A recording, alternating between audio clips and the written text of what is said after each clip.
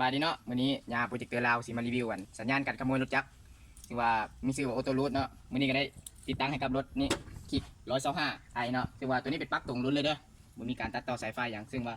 ฟังก์ชันการที่เรียกหลักก็คือจะมี4ปุ่มเนาะในรีโมทเฮาคือมีปุ่มหนึงเป็นการปุ่มล็อกจะมีล็อก2แบบคือล็อกที่1เป็นล็อกเปิดเสียงกับล็อกปิดเสียงล็อกเปิดเสียงก็มีกดบาร์นึงปึ๊บรถจะฮ้องสังเกตอันแล้วจะมีไฟ LED อยู่นี่แสดงสถานะการล็อกว่ารถเฮาล็อกแล้วเวลามีหยังมาถึกตัวรถเนาะรถจะดังก่อนเท่านึงเพื่อเป็นการเตือนถ้ามีหยังมาถึกในเวลาไล่เรียงกันรถจะฮ้องถ้าเขาได้ยินรถฮ้องมันจะกดปุ่มล็อกไปเพื่อรถก็สิล็อกคือเก่าสัญญาณเฮดเบียร์ปกติต่อไปจะเป็นการล็อกแบบอันปิดเสียงก็เป็นการกด2 บาทอยู่รีโมทปึ๊บเวลามีหยังมาถึกรถเฮารถกระบะฮ้องมีแต่ไฟขึ้นเนาะแสดงว่าได้กระบะฮ้องวันนี้รถสีฮ้องในกรณีไหนรถสีฮ้องในกรณีก็คือมีกระแจผีกระ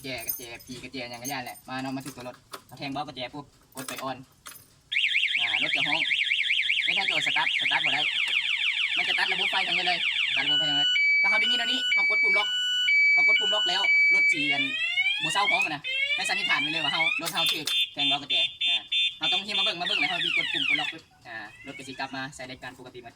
ไฟขึ้นเนาะต่อไปปุ่มที่3จะเป็นปุ่มมันสตาร์ทรถก็คือนี่เราต้องใช้กระแจปึ๊บนี่กด2 บาทปึ๊บเวลารถจีนแล้วเวลาสิมอดเนาะก็มีแต่กดปุ่มมันล็อกเท่านึงปึ๊บเราก็สิดับซึ่งว่าตัวนี้เขาก็สิบ่แนะนำให้สตาร์ทปานใดเพราะว่ามันสิเปลืองไฟแน่แต่ว่าจำเป็นแท้ๆเขาก็จึงสตาร์ทรีโมทปุ่มต่อไปก็จะเป็นตัวนี้เป็นปุ่มค้นหาตัวรถเวลาเขาจอดใส่บ่จอดฝากรถบ่จอดตลาดจอดเนี่ยนะอยากคงไปรถเฮาอยู่ไสมีกดนี่เราก็สิฮ้องว่าฮู้แล้วเขาก็กดล็อกเดี๋ยวกดล็อกก็ได้แล้วต่อไปตัวนี้สิว่าลักเลยกรณีนี้ก็คือว่า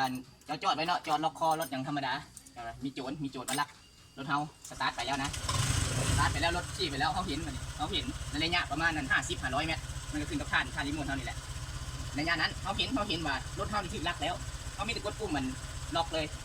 รถเฮาจะดับแต่เขาบ่แนะนำให้กดปุ่มมันกดล็อกแต่ว่ากดปุ่มล็อกสิเป็นอะไรที่นี่มันละกดปุ่มปุ๊บรถสิดับเลยสังเกตไฟหน้าปัดสิขึ้นมานี่แล้วให้ได้เข่ายังสตาร์ทสามารถสตาร์ทรถไปได้ต่อนะนี่คือนี่แนะนำให้กดนี้กรณีที่เอาที่เขาล็อกไปเนาะที่รถไปแล้วเรากดปุ่มล็อก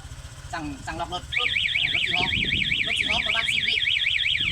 ตัวรถก็ยังขี่ไปได้อยู่หลังจากนั้นรถก็สิดับจนบ่สามารถสตาร์ทรถไปได้ที่ไหนก็ได้มันตัดระบบไฟมาเลยอันนี้แค่ได้ก็ได้นอกจากเราสิกดล็อกอย่างเดียวรถเฮาจิกลับมาได้เมื่อไฟหน้าปัดขึ้นยังเห็นรถเฮาปลอดภัยแล้วหากกดล็อกไฟหน้าปัดขึ้นเราก็สามารถสตาร์ทรถได้ซึ่งว่าการใช้งานกับหลักๆแต่มีเท่านี้แหละเนาะใครสนใจก็ติดต่อมาได้เลยรายละเอียดตามคลิปเลยเนาะขอบใจ